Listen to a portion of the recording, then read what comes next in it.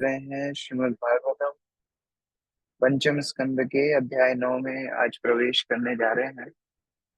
अभी तक हमने देखा किस प्रकार भरत महाराज अपनी सारी वासनाओं को, आसक्तियों को छोड़ करके वन में गए और वन में एक हिरण के प्रति आसक्त हुए। उस आसक्ति के चलते अगला जन्म उनको हिरण का मिला, लेकिन भगवत कृपा के चलते उनको अपना पूर्व जन्म स्मरण रहा, जिस कारण से उन्होंने हिरण के शरीर में भी उन आसक्तियों से बचने का प्रयास किया। वे ऋषि मुनियों के आश्रम के पास रहते, सूखी घास खाते, अपनी माता को, जन्म स्थान को, इत्यादि सबको छोड़ करके वो बड़ा ही वैरागी जैसा जीवन जीते थे। ये आसक्तियों से बचने के लिए ये कथा बड़ी आवश्यक है, इसको स्मरण रखना बड़ा आवश्यक है। एक बार शिल प्रभुपाद जब मॉर्निंग वॉक पे जा रहे थे तो उन्होंने भक्तों को एक पेड़ के नीचे पूछा कि इस पेड़ के ऊपर इतनी पक्षी रहते हैं, इससे आप क्या सीखते हो? तो कोई भक्त कुछ नहीं बता पाए। तो प्रभुपाद ने बोला, देखो, पक्षी भी पेड़ से आ सकते हैं। ये आसक्ति हर शरीर में है, ऐसा नहीं केवल भरत महाराज के अंदर है, ये मनुष्यों के अंदर, हर शरीर में ये आसक्तियां हैं। और इसीलिए ये भौतिक जगत में ये आसक्तियां बेड़ियों के समान है, जिससे हम बंद करके रहते हैं। भरत महाराज अपने हिरण के शरीर को छोड़ते हैं और भगवत कृपा से पुनः तीसरा जन्म उनको मिलता है, जिसमें वो एक मनुष्य के रूप में जन्म लेते हैं। ब्राह्मण परिवार में जन्म, लेकिन कार्यकलाप उनके एकदम होते हैं जड़। जड़ अर्थात होता है मानो जीवित ही ना हो। हम हिंदी में बोलते हैं जड़ और चेतन। चेतन अर्थात जिसमें चेतना हो, जड़ अर्थात जिसमें चेतना ना हो। तो जड़ भरत अर्थात वो ऐसा व्यवहार करते थे जैसे मानो एक मूर्ति हो, जैसे मानो कोई एक पुतला हो, जैसे उनके अंदर कोई किसी भी प्रकार की चेतना ही ना हो। ये जड़ भरत का चरित्र था। देखिए, आध्यात्मिक जगत भौतिक जगत का ठीक उल्टा है। भौतिक जगत में जो जितना सक्रिय होता है, जो जितना हाथ पैर मारता है, उसको हम उतना ही बड़ा महान मानते हैं। लेकिन आध्यात्मिक जगत में जो जितना विनम्र है, जो जितना भगवत शरणागत है, वो उतना उत्कृष्ट है। तो यहाँ जड़ भरत ने सोचा कि अब आसक्तियों के लिए मैं कोई स्थान ही नहीं दूंगा। मैं ऐसा व्यवहार करूंगा कि कोई मेरे पास ना आए, कोई मुझसे संबंध ना बनाना चाहे, और मैं केवल और केवल भगवत भजन करूं। उन्होंने अपने पिता से भी यही सीखा। उनके पिता भगवान ऋषभदेव अवधूत वेश धारण करके गए, जहाँ लोग उनकी भगवत्ता को समझ नहीं पाए। हमने पढ़ा था किस प्रकार छोटे बच्चे उनके पीछे पीछे दौड़ते, उनके ऊपर पत्थर मारते, कोई थूकता, कोई कुछ करता, लेकिन वो अपने भजन में मस्त थे। उसी प्रकार जड़ भरत भी यहाँ पर एकदम मूक और बधिर के रूप से, एकदम जैसे कोई पुतला होता है, जड़ व्यक्ति होता है, वैसा आचरण कर रहे हैं। इसलिए नाम पड़ा जड़ भरत। इस अध्याय में हम प्रवेश करेंगे। अर्चना माता जी, पढ़िए। इस अध्याय में भरत महाराज द्वारा ब्राह्मण का शरीर धारण करने का वर्णन किया गया है। इस शरीर में वे जड़, मूक तथा बधिर की भांति बने रहे। यहाँ तक कि जब उन्हें देवी काली के समक्ष बलि चढ़ाने के लिए प्रस्तुत किया गया, तब भी उन्होंने कोई विरोध नहीं किया और शांत बने रहे। मृग का शरीर त्यागने के बाद उन्होंने एक ब्राह्मण की सबसे छोटी पत्नी की कोख से जन्म लिया। इस जन्म में भी उन्हें अपने पूर्व जन्म की गतिविधियों का स्मरण बना रहा और समाज के प्रभाव से बचने के उद्देश्य से वे गूंगे तथा बहरे बने रहे। वे अत्यंत सावधान थे कि फिर से उनका पतन न हो जाए। उन्होंने किसी ऐसे व्यक्ति के साथ मेल-जोल नहीं रखा जो भक्त न हो। प्रत्येक भक्त को इस विधि का पालन करना चाहिए। जैसा कि श्री चैतन्य महाप्रभु ने उपदेश दिया है, असत्संग त्याग एई वैष्णव आचार। मनुष्य को चाहिए कि वह अभक्तों के संग से बिल्कुल दूर रहे, चाहे वे अपने परिवार के सदस्य ही क्यों न हो। जब भरत महाराज ब्राह्मण शरीर में थे, तो उनके पड़ोस के लोग उन्हें विक्षिप्त जड़ व्यक्ति समझते थे, किंतु अपने अंतःकरण में वे सदैव भगवान वासुदेव के का जप तथा स्मरण करते रहते थे। यद्यपि उनके पिता उन्हें शिक्षा देकर तथा उनका उपनयन संस्कार करके पवित्र बनाना चाहते थे, किंतु वे इस प्रकार बने रहे कि उनके माता-पिता उन्हें विक्षिप्त समझे और उन्हें सुधारने के किसी कार्य में रुचि न लें। इतने पर भी वे किसी प्रकार का अनुष्ठान किए बिना पूर्णतया श्री कृष्ण के भक्त बने रहे। उनके मूक रहने से कुछ पशुतुल्य मनुष्यों ने उन्हें अनेक प्रकार से तंग करना प्रारंभ कर दिया, किंतु वे सब कुछ सहते रहे। उनके माता-पिता की मृत्यु के बाद उनकी विमाता तथा सौतेले भाई उनके साथ दुर्व्यवहार करने लगे। वे उन्हें सबसे निकृष्ट भोजन देते, किंतु वे इसकी तनिक भी चिंता न करते। वे कृष्ण भावनामृत में डूबे रहते। एक रात को उनके सौतेले भाइयों और माता ने उन्हें धान के खेत की रखवाली करने का कार्य सौंपा।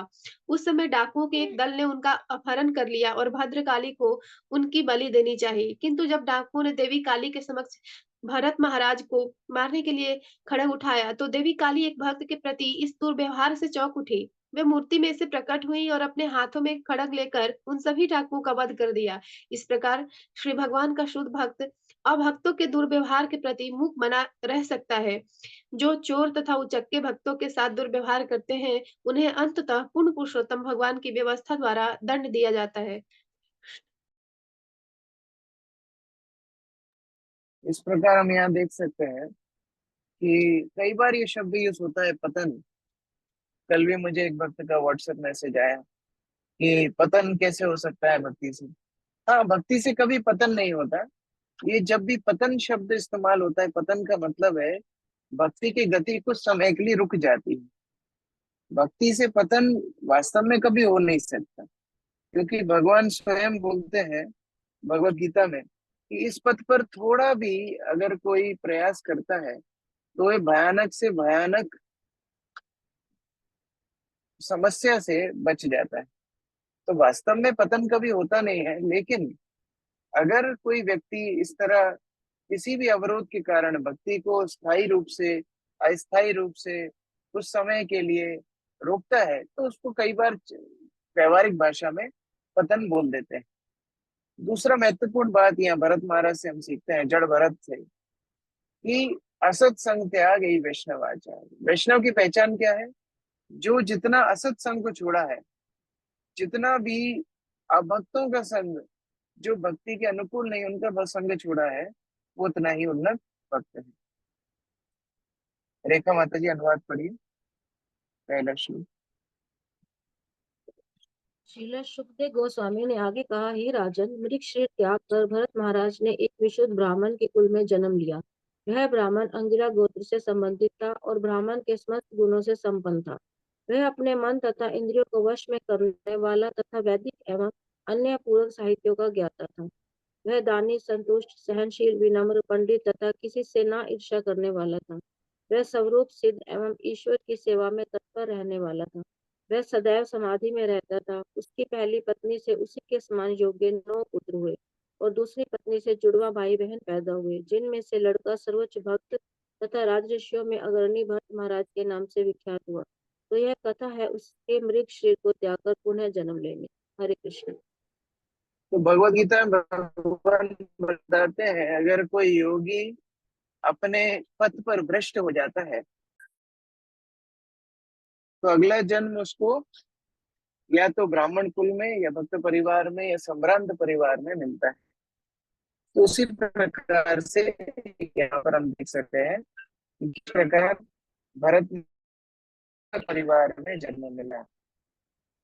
नीतू माता जी पढ़िए। हरे कृष्णा प्रभु जी। तात्पर्य, भरत महाराज महान भक्त थे, किंतु उन्हें एक जन्म में सफलता नहीं प्राप्त हुई। भगवत गीता में कहा गया है कि जो भक्त एक जन्म में भक्ति कार्य पूरे नहीं कर पाता, उसे किसी योग्य ब्राह्मण कुल में या संपन्न क्षत्रिय अथवा वैश्य कुल में जन्म लेने का सुअवसर प्रदान किया जाता है। सुचिना नाम श्रीमता ग्रहे भगवत गीता 6.41 में भारत महाराज अपने प्रथम जन्म में क्षत्रिय कुल में महाराज ऋषभ के ज्येष्ठ पुत्र थे, किंतु अपने आध्यात्मिक कार्यों की उपेक्षा करने तथा तुच्छ विहरण में अत्यधिक आसक्ति के कारण उन्हें मृग के पुत्र रूप में जन्म लेना पड़ा। किंतु भक्त होने की प्रबल प्रबल स्थिति के कारण उन्हें पूर्व जन्म की स्मृति बनी रही। पश्चाताप के कारण वे एकांत जंगल में रहकर सदैव श्री कृष्ण का ध्यान धरते रहे। तब उन्हें एक उत्तम ब्राह्मण कुल में जन्म धारण करने का अवसर मिला। हरे कृष्ण प्रभु जी। तो भगवान हमेशा मौका देते हैं जीवात्मा को, भक्त को हमेशा मौका देते हैं किसी न किसी प्रकार से वो अपने कर्मों से मुक्त होकर के भगवान को शरणागत हो जाए। हमेशा मौका देते हैं। या भरत महाराज को एक मौका दिया, दो मौका, तीसरा मौका दे रहे हैं, तीसरा जन्म उनको मिल रहा है। शोभा माता जी पढ़िए। हरे कृष्णा। विशेष भगवत कृपा से भरत महाराज को अपने पूर्व जन्म की घटनाएं स्मरण थीं। यद्यपि उन्हें ब्राह्मण का शरीर प्राप्त हुआ था, किंतु वे अपने स्वजनों तथा मित्रों से अत्यंत भयभीत थे। जो भक्त नहीं थे, वे ऐसी संगति से सदैव सतर्क रहते, क्योंकि उन्हें भय था कि कहीं पुनः पदच्युत न हो जाएं। फलतः वे जनता के समक्ष अपने आप को उन्मत्त, पागल, जड़, अंधे तथा बहरे के रूप में दिखाते रहे, जिससे दूसरे लोग उनसे बात करने की चेष्टा न करें। इस प्रकार उन्होंने अपने आप को कुसंगति से बचाए रखा। वे अपने अंतःकरण में सदा श्री भगवान के चरण कमल का ध्यान धरते रहते और उनके गुणों का जप करते रहते, जो मनुष्य को कर्म बंधन से बचाने वाला है। इस प्रकार उन्होंने अपने आप को अभक्त संगियों के आक्रमण से बचाए रखा। हरे कृष्णा। इस प्रकार हम लोग देखते हैं भौतिक जगत में छोटे बच्चे भी जब होते हैं, छोटे बच्चे जो अच्छी बातें करते हैं, नटखट बातें करते हैं, थोड़ा सा मजाक करते हैं, उनके साथ सब बात करना चाहते हैं।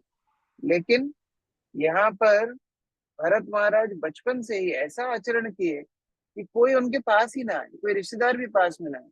बड़े हुए तो भी ऐसा आचरण करते थे जैसे मानो ना उनको कुछ सुनाई देता है, ना कुछ उनको बोलना आता है। इसके कारण कोई उनके पास नजदीक में आता ही नहीं। लेकिन इस तरह कोई व्यक्ति कृत्रिम रूप से नहीं कर सकता। कृत्रिम रूप से करेंगे तो ज्यादा दिन चलेगा नहीं। कई लोग मौनी बाबा बनते हैं, मौनी बाबा बनने के बाद फिर वो एक कॉपी और पेन रखते हैं। हमने अपने बचपन में बहुत मौनी बाबा देखे। तो कॉपी और पेन रखते हैं, उसमें लिख करके बताते हैं हमको भूख लगी है, हमको इस तरह चाहिए, हमको उस तरह चाहिए, आप किस तरह करो। तो फिर कम से कम अगर आपने मौन व्रत रखा है तो फिर शांत रहो। नहीं, लिख के दे रहे हैं, तो फिर अंतर क्या निकला? कृत्रिम रूप से आप अपने आप को शांत नहीं रख सकते। लेकिन भरत महाराज क्यों रख पाए, उसका उत्तर इसी श्लोक में है।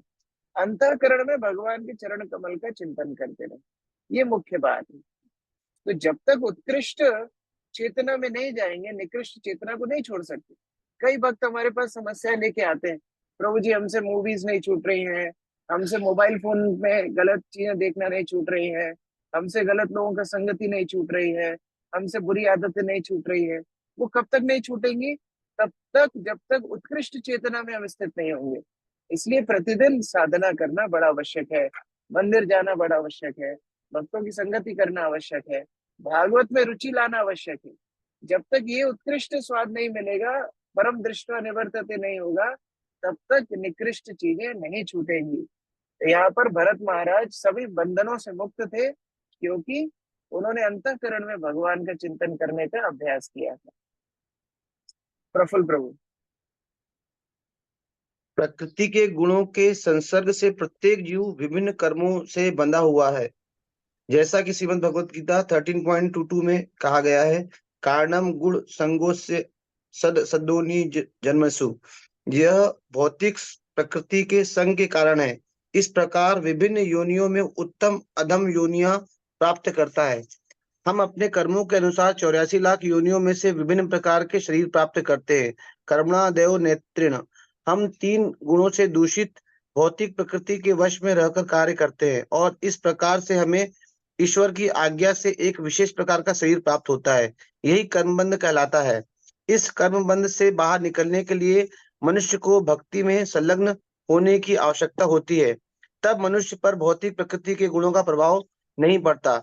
श्रीमद् भगवद गीता 14.26 के अनुसार माम च यो अभिचारेण भक्ति योगेन सेवते स गुणान समतीत्या ब्रह्मभूयाय कल्पते। जो पूर्ण रूप से भक्ति योग के परायण है, जो किसी भी स्थिति में उससे दिखता नहीं, वह तत्काल भौतिक प्रकृति के 3 गुणों को लांघ जाता है और ब्रह्म पद को प्राप्त करता है। भौतिक गुणों से सुरक्षित बनने का उपाय है अपने आप को भक्ति में लगाना। श्रवणम कीर्तनम विष्णु, यही जीवन की पूर्णता है। महाराज भरत ब्राह्मण रूप में जन्म लेकर भी ब्राह्मण कर्तव्यों में रुचि नहीं दिखाते थे, परंतु वे भीतर ही भीतर शुद्ध वैष्णव बने रहे और ईश्वर के चरण कमलों का निरंतर चिंतन करते रहे। जैसा कि श्रीमद् भगवद गीता का उपदेश है, मनमना भव मद्भक्तो मद्दाजी माम नमस्कुरु। यही एकमात्र विधि है जिसके द्वारा मनुष्य बारंबार होने वाले जन्म मरण के भय से बच सकता है। तो उपदेश तो बहुत है, हम लोग प्रतिदिन उपदेश सुनते हैं, लेकिन व्यवहारिक रूप से इन उपदेशों को कैसे अपने जीवन में लाए, कैसे हम लोग इन भौतिक आकर्षणों से, आसक्तियों से बचे। एकमात्र उपाय श्रील प्रभुपाद तात्पर्य बता रहे हैं, भक्ति के पद का अनुसरण करना। और श्रील प्रभुपाद यहाँ हिंदी में तो भक्ति लिख दिया है, लेकिन इंग्लिश में प्रभुपाद हमेशा लिखते थे devotional service. Devotional service, service अर्थात व्यवहारिक रूप से प्रैक्टिकल कुछ भगवान के लिए करना चाहिए। जब तक हम व्यवहारिक रूप से भगवान की कोई सेवा नहीं करेंगे, भौतिक आकर्षणों में लिप्त रहेंगे। मैं कल भी चर्चा कर रहा था, free time is not luxury, it is risk. Free समय मिला, ये मत सोचिए आज बहुत अच्छा दिन है, आज हमको फ्री टाइम मिला है। नहीं, माया आपको उसी दिन पकड़ लेगी, उसी दिन कोई ना कोई आकर्षण में आप फंस जाएंगे। भक्त के पास कभी फ्री टाइम नहीं होना चाहिए, इसलिए जितना समय मिले हम लोग श्रवण और कीर्तन करना चाहिए। श्रवण अर्थात भागवत हम लोग रोज श्रवण कर रहे हैं, प्रभुपाद की पुस्तक पढ़ रहे हैं, प्रवचन सुनते हैं, हरि कथा सुनते हैं, ये श्रवण हुआ। कीर्तन, कीर्तन के दो अर्थ है, एक तो हम प्रतिदिन जप करते हैं, और उत्कृष्ट कीर्तन होता है जब हम दूसरों को भगवान के बारे में बताते हैं, ये भी कीर्तन है। और सबसे अच्छा कीर्तन क्या है? बृहद कीर्तन। बृहद कीर्तन अर्थात प्रभुपाद की पुस्तकों का वितरण बड़ा आवश्यक है। ये मत सोचिए कि हम प्रभुपाद की पुस्तकों का वितरण करते हैं दूसरों के उद्धार के लिए, नहीं। प्रभुपाद की पुस्तकों का वितरण हम करते हैं अपने शुद्धिकरण के लिए, क्योंकि जब तक हम अपने शरीर को, अपने मन को, अपनी शक्ति को प्रभुपाद की सेवा में नहीं लगाएंगे, भगवान की सेवा में नहीं लगाएंगे, तब तक हम इन भौतिक आकर्षणों में ही उलझे रहेंगे। इसलिए प्रयास कीजिए। और कैसे? प्राण अर्थे धिया वाचा, चारों से प्रयास करना चाहिए। प्राण लगा करके, अपने शरीर को, अपनी शक्ति को लगा करके पुस्तकों का वितरण करना चाहिए। बाहर जाइए, लोगों से मिलिए, पुस्तक वितरण के लिए समय दीजिए। प्रतिदिन कुछ समय, 15 मिनट, 20 मिनट, आधा घंटा, 1 घंटा, जितना समय है। मंदिर आके नहीं कर सकते, अपने क्षेत्र में, आसपास में कीजिए, बड़ा आवश्यक है। अर्थ है, कोई नहीं आ सकता है शारीरिक रूप से, अर्थ अपने अपना पैसा लगाइए। पूरा दिन हम लोग पैसा कमाते हैं, उस धन को अगर भगवान की सेवा में नहीं लगाएंगे, वो धन हमारे लिए बंधन बन जाएगा।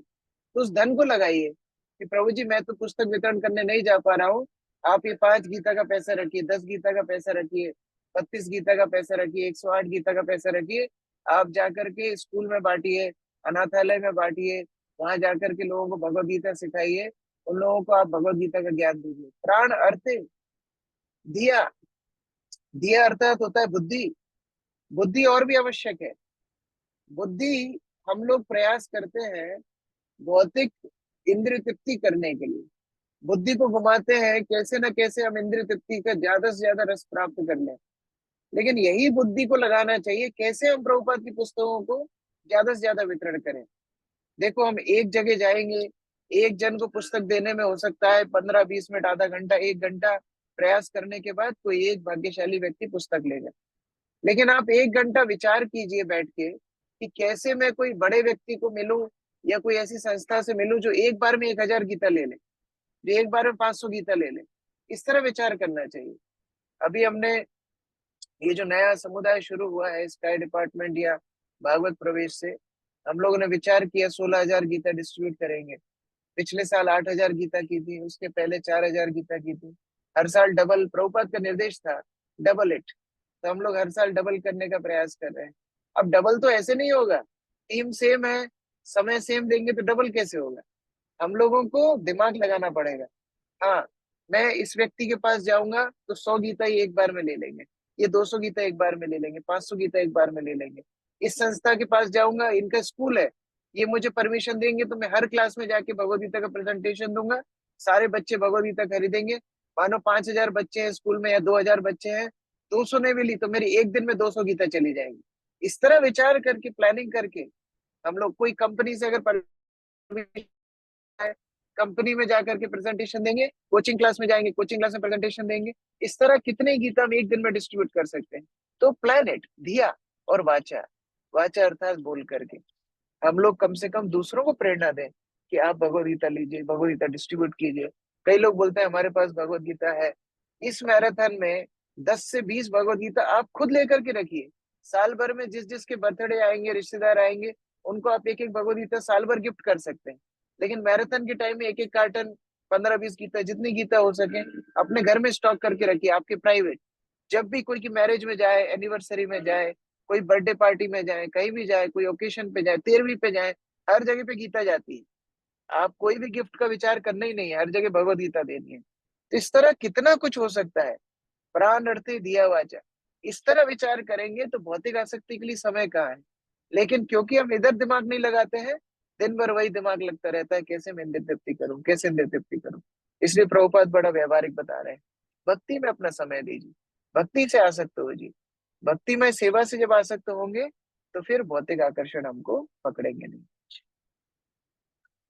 नेक्स्ट पढ़िए राजीव प्रभु। ब्राह्मण पिता का मन अपने पुत्र जड़ भरत महाराज के प्रति सदैव स्नेह से पूरित रहता था। उससे सदा अनुरक्त रहते थे, क्योंकि जड़ भरत गृहस्थाश्रम में प्रवेश करने के लिए अयोग्य थे। अतः ब्रह्मचर्य आश्रम की समाप्ति तक ही उनके संस्कार पूरे हुए। यद्यपि जड़ भरत अपने पिता की शिक्षाओं को मानने में आनाकानी करते, तो भी उस ब्राह्मण ने यह सोचकर कि पिता का कर्तव्य है कि अपने पुत्र को शिक्षा दे, जड़ भरत को स्वच्छ रहने तथा प्रक्षालन करने की शिक्षा दी। हरे कृष्ण। अब ब्राह्मण का पुत्र है तो स्वाभाविक ब्राह्मण के गुण होने चाहिए। तो पिता अपने पुत्र के स्नेह के वश, यद्यपि जड़ भरत कुछ प्रतिक्रिया ही नहीं देते थे। आप चिल्लाओ उनके सामने, नाचो गाओ, जो करना है करो, जड़ भरत कोई प्रतिक्रिया ही नहीं देते थे। क्योंकि उनको मालूम था मुझे कोई वस्तु से आसक्त नहीं होना, कृष्ण चिंतन करके भगवत धाम जाना है। कई बार इस तरह आचरण भक्त लोग करते हैं, जैसे रूप गोस्वामी सनातन गोस्वामी की लीला है। एक बार रूप नारायण नाम का बड़ा विद्वान वृंदावन आया, और उसका नियम ये था कि वो लोगों से शास्त्रार्थ करता था, बड़े बड़े विद्वानों से शास्त्रार्थ करता था। और शास्त्रार्थ में जिनको पराजित करता था, उनसे एक सर्टिफिकेट पे साइन करवाता था कि आज से आप मेरे दास रूप में हो, आप मुझसे हार गए हो, मैंने आपको हरा दिया। इस तरह कई लोगों से साइन करा करा करके पूरे भारतवर्ष में उसने अपनी विद्वत्ता का प्रकाश किया था। अब घूमते घूमते वृंदावन आया। किसी ने बोला वृंदावन में तो सबसे प्रकांड पंडित हैं रूप और सनातन। तो ये रूप नारायण पहुंच गया रूप और सनातन के पास। रूप और सनातन के पास जाकर के बोलता है हमको शास्त्रार्थ करना है। रूप गोस्वामी बोलते हैं अच्छा शास्त्रार्थ करना है, उसके बाद क्या करोगे? बोला यदि आप हार जाएंगे तो आपसे साइन कराऊंगा। तो रूप गोस्वामी बोलते तो पहले ही साइन करा ले, पहले ही साइन करा करके दे देते हैं। कौन समय व्यर्थ करेगा ऐसे व्यक्ति से बात करके, तो पहले ही साइन करा करके ले जाए। और वो सबको दिखा रहा था, देखो मैंने रूप गोस्वामी सनातन गोस्वामी को हरा दिया। आगे की लीला भी है, लेकिन मुख्य इससे शिक्षा क्या मिलती है? हमको घोड़ों की रेस में दौड़ करके प्रथम नहीं आना है, क्योंकि घोड़ों की रेस में अगर फर्स्ट भी आओगे तो घोड़े ही कहलाओगे, चूहों की रेस में फर्स्ट आओगे तो चूहे ही कहलाओगे। तो मूर्खों के साथ में दौड़ने से हमारी महानता नहीं होती है। तो जड़ भरत शांत रहते थे। क्या मतलब इस सांसारिक लोगों से बात करने में? अपना समय कृष्ण भक्ति में लगाएंगे। लेकिन पिता का स्नेह है, पिता बड़ा प्रयास करते थे, नहीं नहीं मैं सिखाता हूँ, कम से कम इसको ओम पवित्रो पवित्रो वा, कम से कम ये मंत्र तो आना चाहिए, ब्राह्मण को कम से कम आचमन तो आना चाहिए, शुद्धि तो आना चाहिए। उतना भी ठीक नहीं बोलते थे, उतना भी उच्चारण नहीं करते थे जड़ भरत, क्योंकि उनको किसी प्रकार से फंसने की आसक्ति ही नहीं थी। अर्जुन प्रभु पढ़िए। तात्पर्य। जड़ भरत ब्राह्मण शरीर में महाराज भरत थे। वे ऊपर ऊपर ऐसा आचरण कर रहे थे मानो वे जड़, बहरे, गूंगे तथा अंधे हो, किंतु वास्तव में अंदर से वे अत्यंत जागरूक थे। उन्हें कर्म फल तथा भक्ति के फल का पूर्ण ज्ञान था। ब्राह्मण के शरीर में महाराज भरत अंतकरण से भक्ति में पूर्ण रूपेण डूबे रहते। फलतः उन्हें सकाम कर्म के विधि विधानों को संपन्न करने की कोई आवश्यकता नहीं थी, जैसा कि श्रीमद् भागवतम में पुष्टि की गई है। सनुष्ठितस्य धर्मस्य संसिद्धिर हरितोषणम। मनुष्य को पूर्ण पुरुषोत्तम भगवान श्री हरि को प्रसन्न करना चाहिए। सकाम कर्म की यही सिद्धि है। इसके अतिरिक्त श्रीमद् भागवतम में यह भी कहा गया है, धर्म अनुष्ठित पुंसाम विश्वक्सेन कथासु यः न उत्पादयेद यति रतिम श्रम एव ही केवलम। रति का विचार किए बिना मनुष्यों द्वारा किया धर्म वृथा श्रम ही है, यदि उससे परमेश्वर के संदेश के प्रति आकर्षण उत्पन्न नहीं होता। इन कर्म कांडों की तभी तक आवश्यकता पड़ती है जब तक मनुष्य में कृष्ण भक्ति जागृत नहीं होती। यदि कृष्ण भक्ति विकसित हो जाए तो फिर इन कर्म कांडों को पहले करने की कोई आवश्यकता नहीं रह जाती। श्री माधवेंद्र पुरी ने कहा है, हे कर्मकांड के विधि विधान, मुझे क्षमा करो, मैं इनका पालन नहीं कर सकता क्योंकि मैं भक्तिमय सेवा में पूर्णतः संलग्न हूँ। वे चाहते थे कि किसी वृक्ष के नीचे बैठकर हरे कृष्ण महामंत्र का जप करते रहे, फलतः वे किसी भी विधि विधानों का पालन नहीं करते थे। इसी प्रकार श्री हरिदास ठाकुर एक मुसलमान परिवार में उत्पन्न होने के कारण कर्म कांड पद्धति की शिक्षा शुरू से ही प्राप्त नहीं कर पाए थे, किंतु वे ईश्वर के पवित्र नाम का निरंतर जप करते थे। इसलिए श्री चैतन्य महाप्रभु ने उन्हें नामाचार्य अर्थात पवित्र नाम के कीर्तन में निपुण आचार्य के नाम से स्वीकार किया।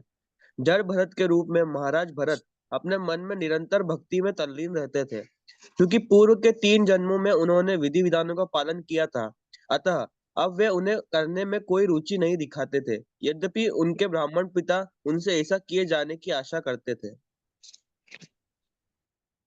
इस प्रकार हम देख सकते हैं मुख्य प्रयोजन हर क्रिया का होना चाहिए भगवान के चरण कमलों में रति आए। अगर वो रति नहीं आ रही तो नियम जितने भी हम लेते हैं वो केवल और केवल नियमाग्रह बन जाएंगे, केवल और केवल गलत ग्रह, उसी तरह नियमाग्रह। गले का नियम हमारी भक्ति को उत्थान नहीं करता। कई बार हम भक्तों को देखते हैं कई सारे नियम ले लेते हैं लेकिन भक्ति के उत्थान नहीं होता है, भक्ति में रुचि नहीं आती, तो ऐसे नियमों का कोई अर्थ नहीं है। श्रील माधवाचार्य हमारी परंपरा के जो आचार्य हैं वो आचार्य बताते हैं कि मैं ये नहीं देखता कि आप एक दिन में क्या करते हो, मैं ये देखता हूँ कि आप हर रोज क्या करते हो, ये आवश्यक है। तो प्रतिदिन हमारी रुचि भगवान के चरणों में बढ़े, ये हमारा संकल्प होना चाहिए। जड़ भरत उसी प्रकार से भगवान के अंदर अंदर ही अंदर चरण कमलों में ध्यान कर रहे हैं, भजन कर रहे हैं, श्रवण कीर्तन कर रहे हैं, अपनी रुचि बढ़ा रहे हैं, उन्हें कर्म कांड में कोई रुचि नहीं है। हम लोग आगे की कथा कल पढ़ेंगे। अभी मुझे एक जगह जाना है तो हम यहीं पर विराम देते हैं। हरे कृष्ण। ग्रंथराज श्रीमद् भागवतम की जय, श्रील प्रभुपाद की जय, समवेत भक्तवृंद की जय, निताई गौर प्रेमानंद।